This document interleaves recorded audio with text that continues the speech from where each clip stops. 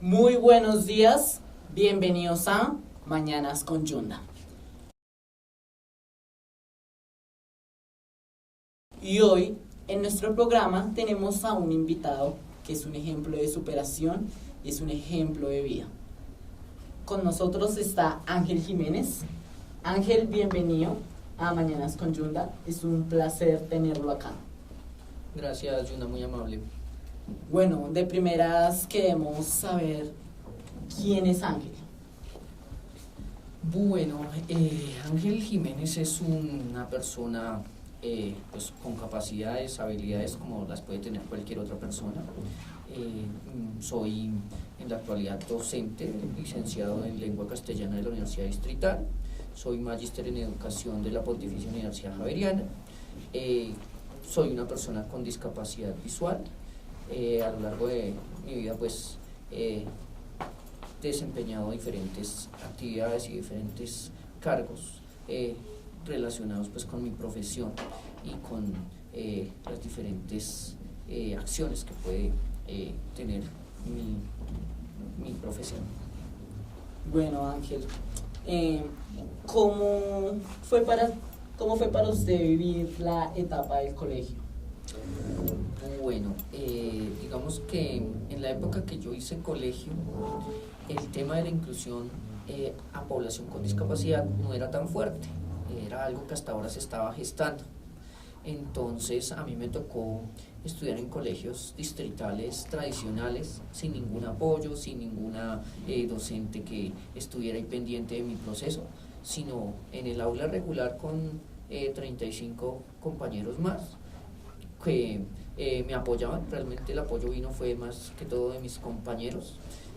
Ya en años posteriores en las aulas se incorporó la docente de apoyo, pero a mí ya no me tocó eso. Ya cuando eso se dio ya había salido del colegio, ya no era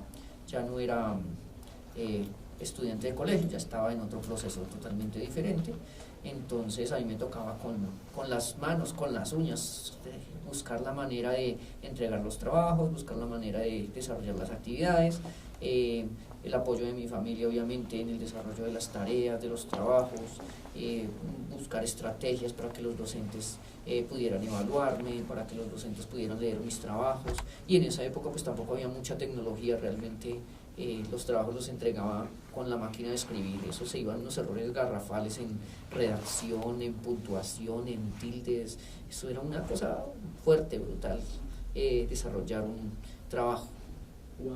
Me causó curiosidad que usted hacía los trabajos en máquina de escribir. ¿Cómo fue ese proceso de aprender, de hacer esos trabajos ahí? Bueno, pues fundamentalmente la máquina de escribir se convierte pues en el primer recurso que voy a tener para poder comunicar o poder desarrollar mis trabajos de manera accesible tanto para mi maestra como para mí, sobre todo para ella. Para mí no eran tan accesibles, pero era como una forma de decirle de presentarle al maestro que pudiera leer lo que yo iba aprendiendo y pudiera ver mi proceso. Entonces tuve que aprenderme el teclado de la máquina de escribir, el teclado guía, tal como lo hace el mecanógrafo, que el mecanógrafo, tú sabes que no escribe viendo el teclado, sino viendo el texto que está transcribiendo.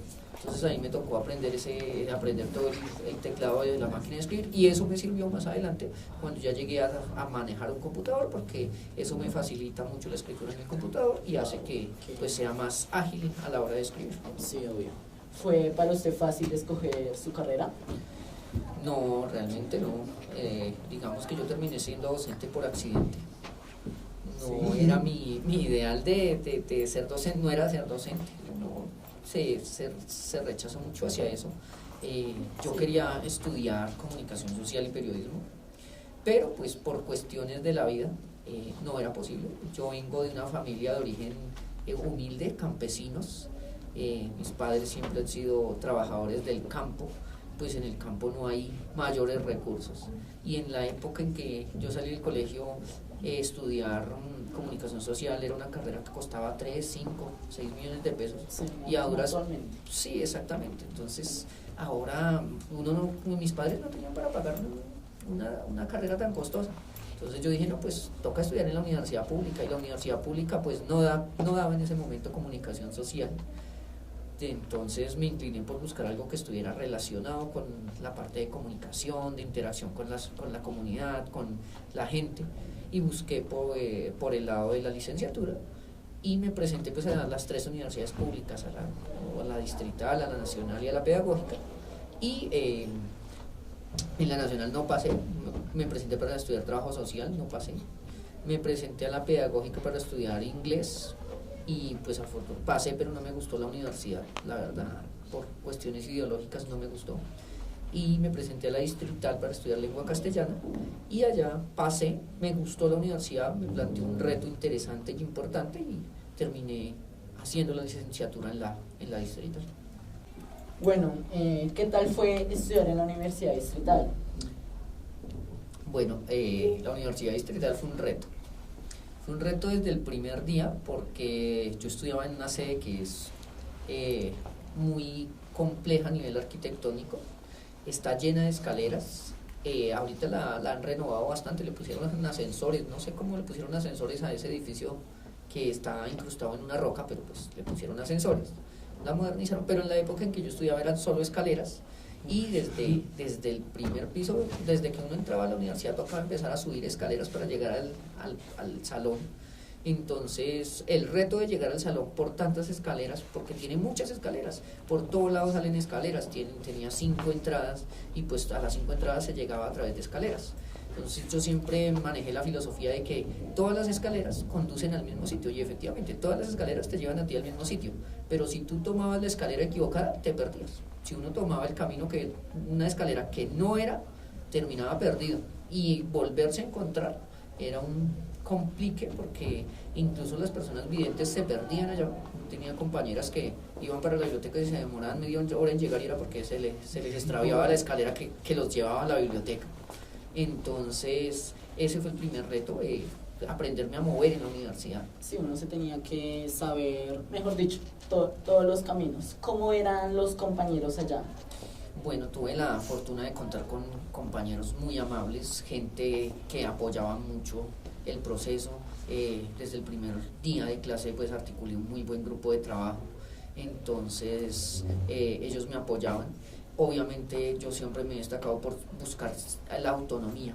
Entonces, desde el comienzo ellos se dieron cuenta que aunque yo tenía una discapacidad, yo buscaba siempre ser autónomo, no que me llevaran y me trajeran y me hicieran y me pusieran, no, sino que todo el tiempo ellos no tenían que estar pendientes de mí, sino que yo era un compañero más, y que trabajábamos a la par, que yo también podía brindarle a ellos pues mis conocimientos, y podía aprender igual que aprendían ellos.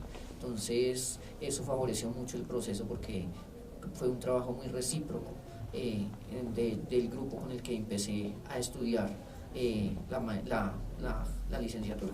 Sí, claro, usted no se quería ver, en pocas palabras, como una carga, sino como un compañero, como romper ese estereotipo de las personas que tienen esa discapacidad visual. Totalmente, porque es que mucha gente ve o visibiliza a la persona con discapacidad como que es una carga que toca llevarlo, traerlo y hacerle, porque no es capaz de ir, no es capaz de moverse, no es capaz de hacerlo.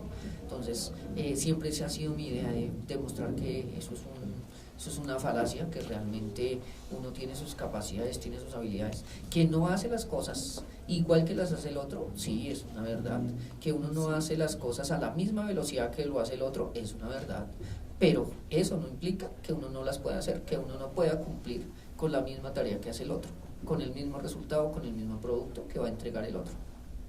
¿Usted ha sufrido en su vida algún caso de discriminación por tener esa discapacidad visual? Sí, bastantes casos en la universidad, en el colegio, en los trabajos se presentan. He tenido muchos casos. En la universidad hubo una profesora que me dijo que ella no me enseñaba porque yo era ciego.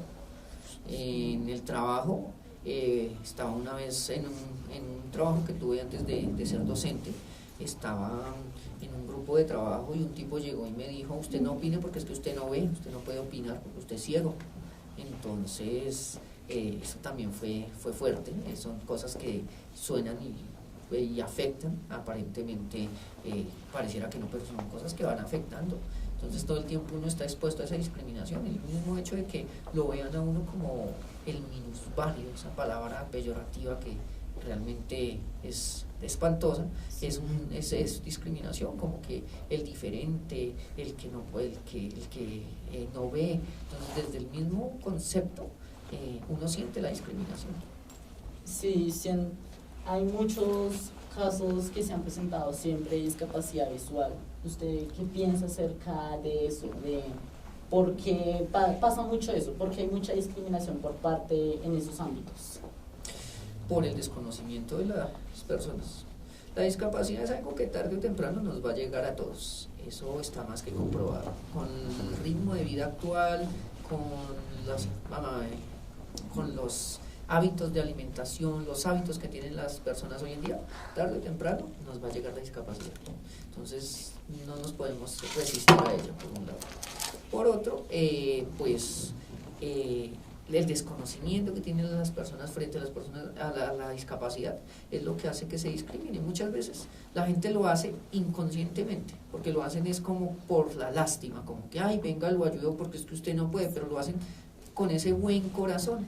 Pero es que el buen corazón no es pormenorizar al otro, no es dejarlo a un lado. El buen corazón es, oiga, venga, ¿usted qué necesita? ¿En qué le puedo colaborar? Y ya, o sea, no es ver al otro con esa diferencia, sino valorarlo primero que todo porque es persona, sobre todo por eso.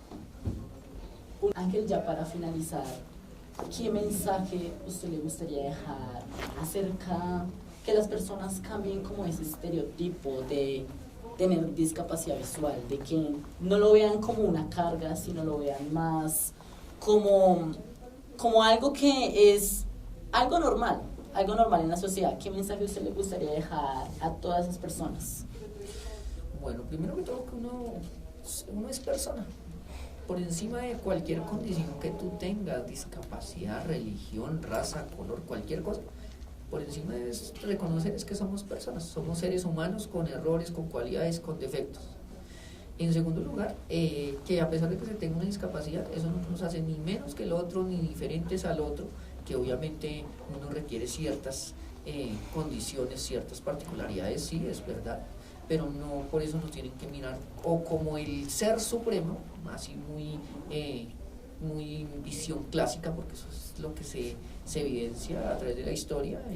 Por allá en alguna época la persona con discapacidad era un ser extraordinario, y eso es un ideal que aún se mantiene aquí, que esos estereotipos, sí, exacto, cosas que creo que adjudican mucho a una sociedad. Exactamente. Entonces ese imaginario hay que irlo derrumbando y hay que decir, no, somos personas como cualquier otra, que hacemos las cosas de otra manera, sí, pero las hacemos, que tenemos unas habilidades y tenemos unas capacidades como cualquier otro las puede tener, que nos toca aprender a usar los sentidos que no usa el otro para poder suplir el que nos hace falta, también es verdad.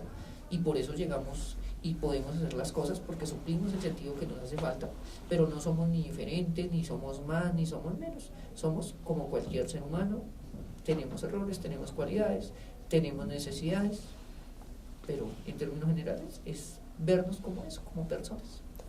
Muchas gracias, Ángel, por venir a hablarnos acerca de un tema que es tabú en la sociedad y se debe acabar con ese tabú, que es la discapacidad visual. Mil gracias por venir y contarnos acerca de su historia, ya que usted es un ejemplo de vida y es un ejemplo de superación y cómo hacer las cosas. Muchísimas gracias, Ángel. Es todo por hoy. Gracias por ver Mañanas Yunda. Muchas gracias, Yunda, por tu invitación. Gracias. Esto ha sido todo por hoy.